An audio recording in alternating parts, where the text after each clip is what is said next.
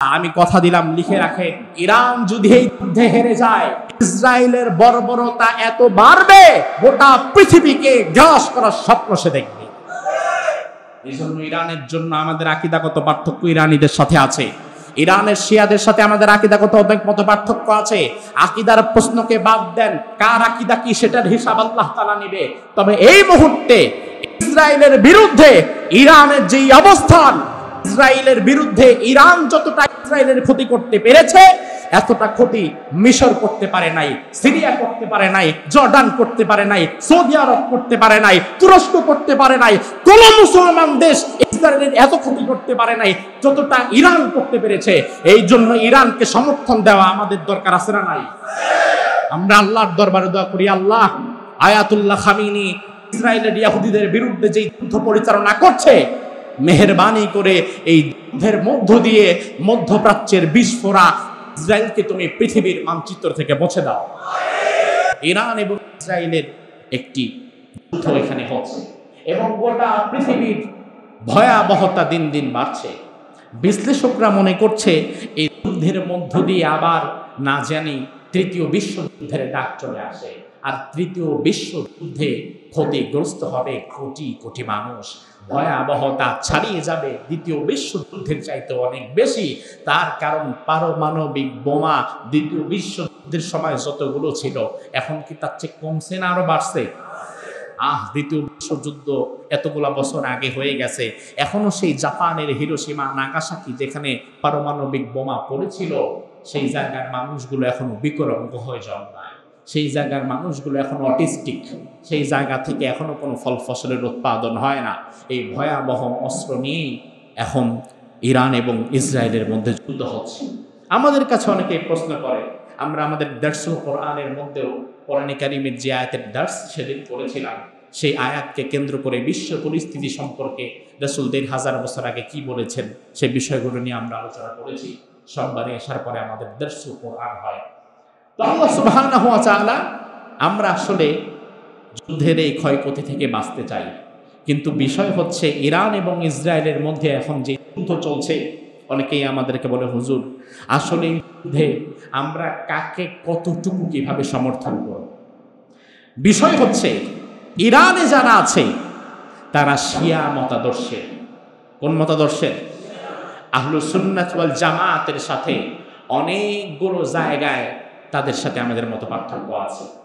তাদের অনেকগুলো আকীদা কুফরি পর্যায়ের, একজন মানুষকে কাফের বানিয়ে দেওয়ার জন্য যথেষ্ট। কিন্তু বিষয় হচ্ছে ভাই, যুদ্ধ যদি ইরান এবং ইসরায়েলের মধ্যে হয়ে যায়, তখন আকীদার বিষয়গুলোকে খুঁটিয়ে খুঁটিয়ে সামনে না এনে আপনাকে ভাবতে হবে ইসলামের জন্য তুলনামূলকভাবে কম ক্ষতিকারক কারা, তাদের পক্ষে থাকা লাগবে। আরো ভালো করে বুঝিয়ে দেই, স্বাভাবিকত ইরানের মানুষের সাথে আমাদের মত পার্থক্য আছে, থাকতেই পারে, কোনো সমস্যা নাই। কিন্তু ইসরায়েল, ইহুদি, এদের সাথে কি আমাদের মিল আছে? আল্লাহ তাআলা কোরআনের মধ্যে বলছেন, লা তাজিদান্না শাদ্দান নাস আদাওয়াতাল লিল্লাযিনা আমানুল ইয়াহুদ। এই দুনিয়াতে যারা ঈমানদার হবে, মুমিন মুসলমান যারা হবে, এই মুসলমানদের যদি শত্রুদের একটা লিস্ট করা হয়, 100 জনের লিস্টের মধ্যে 1 নম্বরে যার অবস্থান থাকবে, তারা কারা? তারা কারা? ইসরায়েল না। আরে বাবা, ইসরায়েল তো তার একটা ক্রান্তি করেছে, মূলত থাকবে আল্লাহর কোরআন বলছে ইহুদিরা। তারা কারা? তারা কারা? ইহুদিরা। তো আমার শত্রুদের তালিকায় 1 নম্বরে আছে ইহুদিরা। গোটা পৃথিবীতে ইহুদিরা ইসলামের যত ক্ষতি করতে পেরেছে, এত ক্ষতি আর কেউ করতে পেরেছে? ইসরায়েল ফিলিস্তিনের যত লক্ষ লক্ষ মানুষকে মেরেছে, যত ক্ষতি করেছে, গোটা ইসরায়েল রাষ্ট্রকে যদি 1000 বার জ্বালিয়ে পুড়িয়ে তছনছ করে দেওয়া হয়, তারপরেও তার ক্ষতির সমান হবে না। ইমাম ইবনে তাইমিয়া রাহিমাহুল্লাহ মাজমাউল ফতোয়ার মধ্যে বলেছেন, ইযা তাকাতালাল কুফফার মাল কুফফার ওয়াল ফুসাক মাল ফুসাক আহাদুল ফারিকাইন আকরাবু ইলা আহলিল ইসলাম। যখন দেখবা দুইটা কাফের যুদ্ধ লেগে গিয়েছে, দুটি কাফের রাষ্ট্র যুদ্ধ লেগে গিয়েছে, অথবা কাফের ফাসিক যুদ্ধ লেগে গিয়েছে, ওই মুহূর্তে তুমি কাকে সাপোর্ট করবা, কাকে সমর্থন করবা শুনে নাও। তোমাকে তখন মাথা খাটিয়ে চিন্তা ভাবনা করে দেখতে হবে ইসলামের জন্য তুলনামূলক কম ক্ষতিকারক কারা এবং কারা তুলনামূলক ইসলামের কিছুটা নিকটবর্তী। তোমরা ওই মুহূর্তে দাঁড়িয়ে দুই কাফেরের মধ্য থেকে তুলনামূলকভাবে ইসলামের জন্য কম ক্ষতিকারক যারা, তুমি তাদের পক্ষ নাও। এই ফতোয়াকে সামনে রেখে, এই মূলনীতিকে সামনে রেখে বর্তমান যে দৃশ্য আমাদের সামনে ঘটছে, তাতে ইরানের জন্য দোয়া করা আর ইরানের মানুষকে সমর্থন করা তো আমাদের জন্য ফরজ হয়ে গেছে।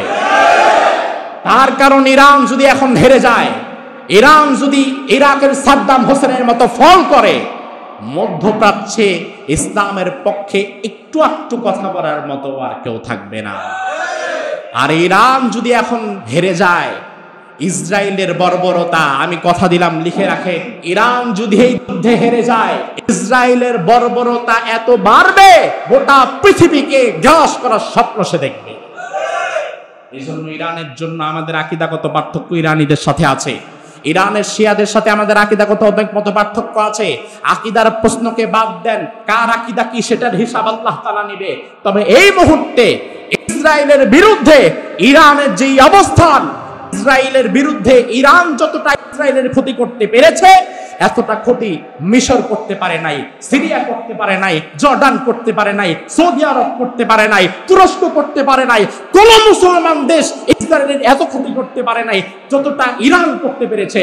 এই জন্য ইরানকে সমর্থন দেওয়া আমাদের দরকার আছে না নাই? আমরা আল্লাহর দরবারে দোয়া করি, আল্লাহ আয়াতুল্লাহ খামিনি ইসরায়েলের ইহুদিদের বিরুদ্ধে যে যুদ্ধ পরিচালনা করছে, মেহেরবানি করে এই যুদ্ধের মধ্য দিয়ে মধ্যপ্রাচ্যের বিস্ফোরা ইসরায়েলকে তুমি পৃথিবীর মানচিত্র থেকে মুছে দাও। আমরা আল্লাহর দরবারে দোয়া করি, আল্লাহ আয়াতুল্লাহ খামিনি ইসরায়েলের ইহুদিদের বিরুদ্ধে যে যুদ্ধ পরিচালনা করছে, মেহেরবানি করে এই যুদ্ধের মধ্য দিয়ে মধ্যপ্রাচ্যের বিস্ফোরা ইসরায়েলকে তুমি পৃথিবীর মানচিত্র থেকে মুছে দাও। আরো জোরে বলেন আমিন। আল্লাহ সুবহানাহু ওয়া তাআলা আমাদেরকে এক এবং নেক বানিয়ে দিক। আমরা আল্লাহর দরবারে দোয়া করি, আল্লাহ আয়াতুল্লাহ খামিনি ইসরায়েলের ইহুদিদের বিরুদ্ধে যে যুদ্ধ পরিচালনা করছে, মেহেরবানি করে এই যুদ্ধের মধ্য দিয়ে মধ্যপ্রাচ্যের বিস্ফোরা ইসরায়েলকে তুমি পৃথিবীর মানচিত্র থেকে মুছে দাও। আরো জোরে বলেন আমিন। আল্লাহ সুবহানাহু ওয়া তাআলা আমাদেরকে এক এবং নেক বানিয়ে দিক।